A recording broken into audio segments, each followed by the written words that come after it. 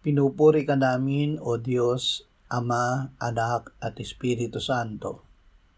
Salamat, Ama, na ibinigay mo sa amin si Jesus na iyong anak, na namatay para sa aming kasalanan, iyong muling binuhay, iniakyat at iniluklok sa iyong kanan sa langit. Salamat na ibinigay mo sa amin ang iyong banal na Espiritu, at sa pamamagitan niya ay ibinuhos mo ang iyong pag-ibig sa aming puso.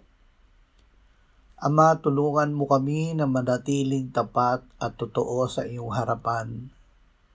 Linisin mo ang aming espiritu mula sa anumang pandaraya upang mamuhay kami na may malinis na budhi at mapayapang puso sa ilalim ng iyong biyaya. Amen.